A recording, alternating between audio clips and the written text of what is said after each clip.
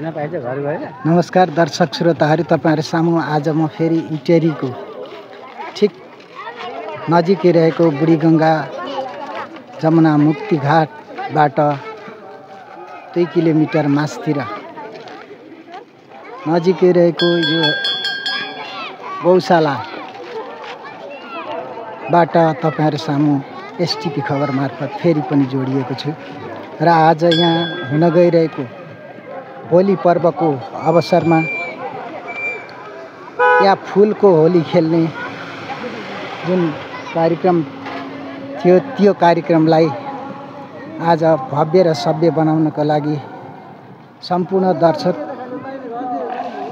श्रोता र भक्तजनहरू यहाँ यस मन्दिरमा पाल्ने क्रम जारी छ र यस प्रदेशका प्रदेश प्रमुख माननीय हिक्मत कुमार कार्कीज्यू पनि पालिसक्नु भएको छ र उहाँको आगमनसँगै यहाँको यो कार्यक्रम साह्रै नै भव्य र सभ्य तरिकाले हुने र यो जुन होलिका दहनको जुन होली अवसरमा उहाँ सबैतिर जुन रङ्गको होली खेलिन्छ भने यहाँ फुलको होली खेलेर यो पर्वलाई सभ्य तरिकाले मनाउने गरिएको छ र यही अनुसार आज पनि यहाँ यो कार्यक्रम सुरु भइरहेको छ र यसै अवसरमा अब तपाईँहरू सामु जोडिएर आएको छु र दर्शक श्रोताहरूले यसको महत्त्व र यसको जुन एउटा संरक्षण पर्यटक प्रबन्धन गर्ने क्रममा विभिन्न जुन यो विश्वको सबैभन्दा अग्लो गाईको प्रतिमा पनि यहाँ राखिएको छ र यसले के दर्शाउँछ भने यहाँका जुन दर्शक श्रोताहरू छन् उहाँहरू पनि एउटा धर्म संस्कृति परम्परालाई जोगाएर यसको विकास र प्रवर्धनमा अगाडि बढ्नुपर्छ भन्ने कुरामा उहाँहरू पनि लागेको देखिन्छ र यसै क्रममा मेरो अगाडि देख्न सक्नुहुन्छ यसरी यहाँ दर्शक श्रोताहरू मन्दिरको परिसरमा पाल्ने क्रम जारी छ र यसै गरेर भित्रतर्फ देख्नुहुन्छ मुख्यमन्त्रीज्यू अघि नै उहाँको आगमन भइसकेको छ र यसै क्रममा आज म केही कुराहरू नमस्कार हजुर। हजुर कहाँबाट पाल्नुभयो?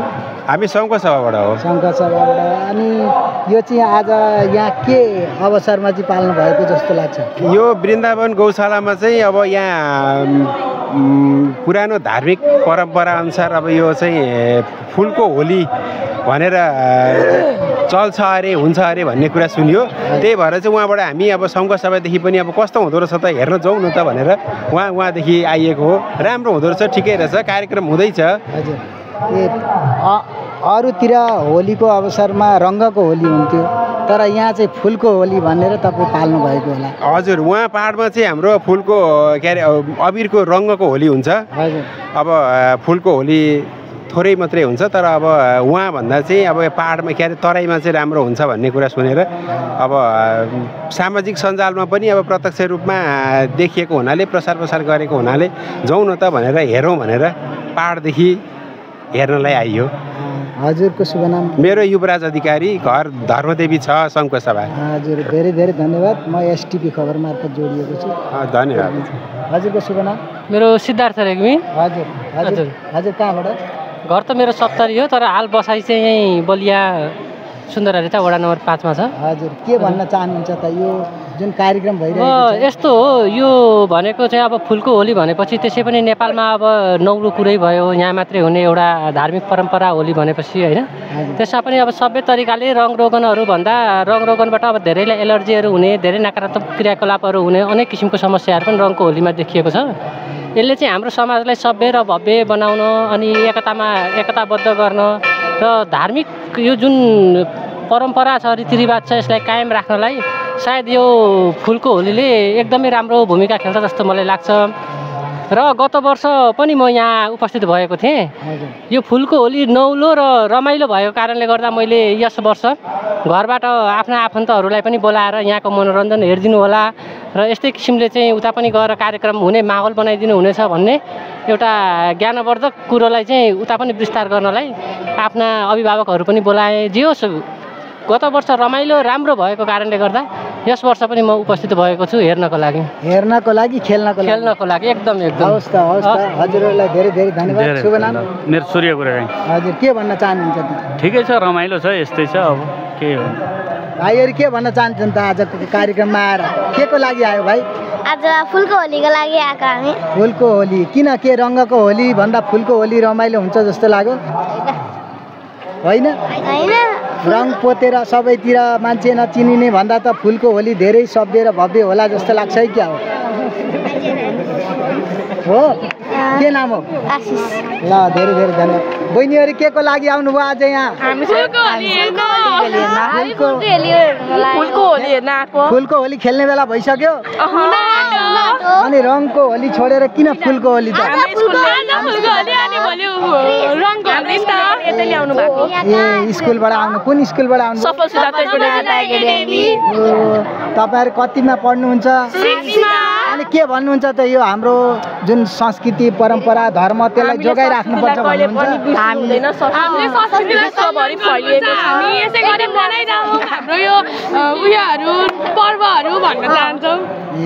ल त धेरै धेरै धन्यवाद। बाई। ल एसटिभी खबर मार्फत यसरी उहाँहरू जोडिनु भएकोमा धेरै धेरै हजुरलाई धेरै धेरै नमन छ। हजुरको शुभ नाम? मेरो नाम कुमार कटवाल। म इटरीवासी, जन्मथलो चाहिँ भोजपुर हो। हजुर। भोजपुरको सानोदुममा अहिले इटरी 8 बस्छु। हजुर के भन्न चाहनुहुन्छ त आज यो परिसरबाट, यो जुन मन्दिरको परिसरमा? यो मन्दिरको परिसरमा म सर्वप्रथम त म हिन्दू लम्बीहरूलाई चाड पर्व मध्येको यो पनि एउटा महान चाडै हो। त्यसलाई सबै हामी हिन्दू दाजुभाइहरूको एउटा फाटिरहेको सम्बन्धलाई नजिक होस्, गाढा होस्, रङमय होस्, होइन, खुसियालीका साथ बितोस्, मनाइयोस्, रमाइयोस्, एउटा सौहार्द वातावरणमा घुमोस्, जमोस्, कुनै खालको विकृति विसङ्गति नजाओस्, सधैँ भाइचाराको सम्बन्ध होस्, दाजुभाइ नेपालीको एक आपसमा यो होलीमा जसरी एकले अर्का गालामा हात लाएर रङ लगाइँदैछ भने सम्बन्ध पनि आपसमा सधैँभरि यही रहोस् भन्न चाहन्छु। धन्यवाद। हवस् त धेरै धेरै धन्यवाद। एसटिभी खबर मार्फत हजुरले 2 शब्द राखिदिनु भएकोमा।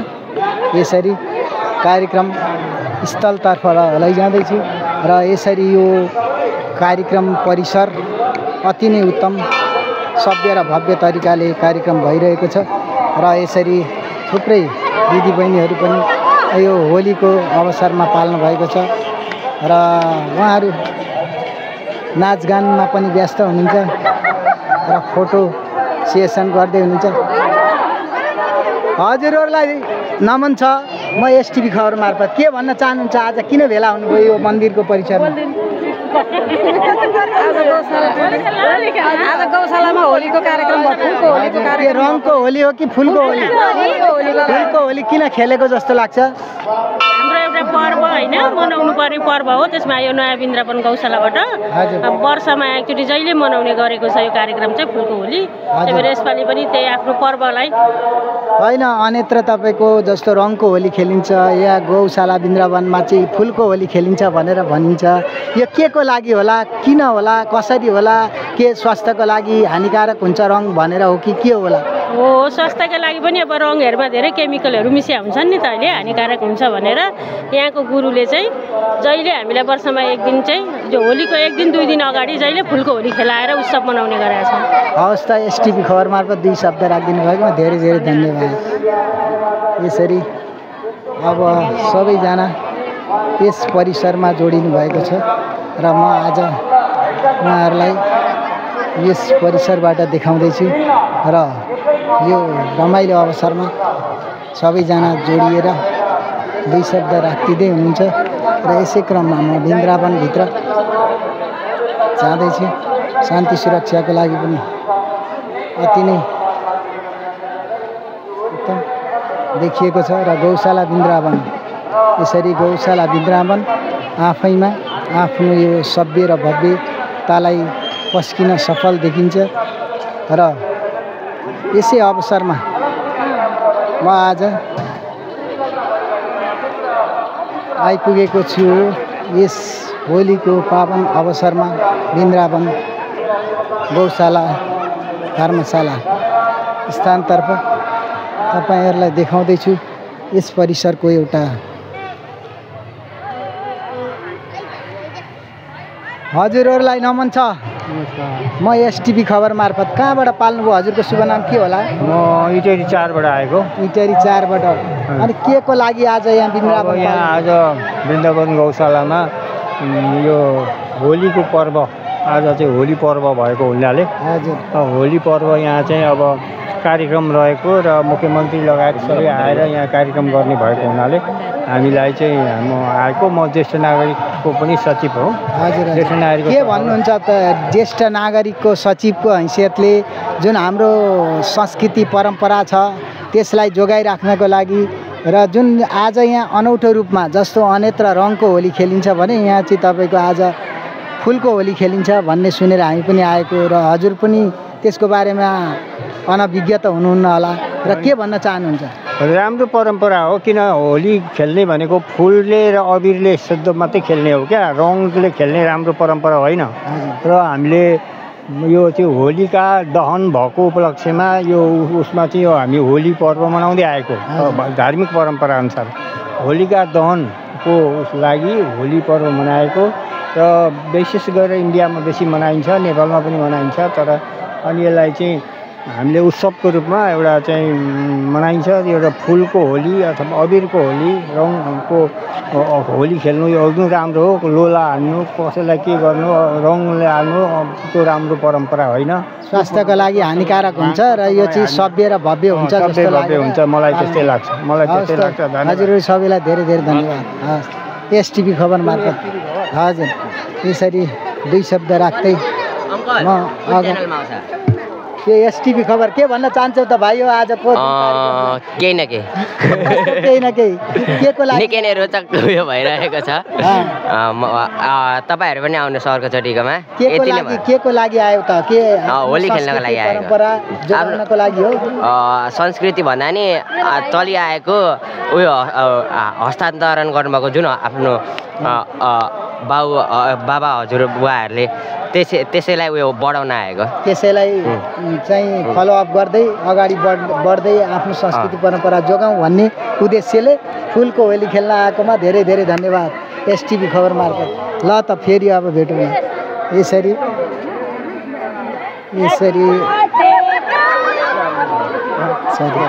एसटिभी खबर मार्फत तपाईँहरू सामु जोडिएकोमा हजुर कहाँदेखि पाल्नुभयो? हामीहरू इटरीबाटै हो। इटरीबाट के को लागि आज आउनुभयो? हामी यसो यहाँ घुमघाम अब यहाँ फुलको होली हुँदैछ अरे भनेर त्यो होली हेर्नलाई चाहिँ आएको। अन्त रङको होली हुन्थ्यो आज फुलको होली हुन्छ भनेर हामी हेर्नु न त कस्तो भनेर हजुर हवस् त यसरी एसटिभी खबर मार्फत यसरी उहाँहरूको जुन आफ्नो होली खेल्ने जुन सभ्य र भव्य तरिका छ त्यसलाई तयारीमा उहाँहरूले राख्नुभएको छ र यसरी सबैजना त्यसको प्रतीक्षामा हुनुहुन्छ र केही छिनपछि फुलको होली सुरु हुन गइरहेको छ र यसरी जुन यो यहाँ पाल्नुभएका सम्पूर्ण महानुभावहरू आफैमा प्रफुल्लित हुनुहुन्छ र यो कार्यक्रम वृन्दावन गौशाला धामको नयाँ वृन्दावन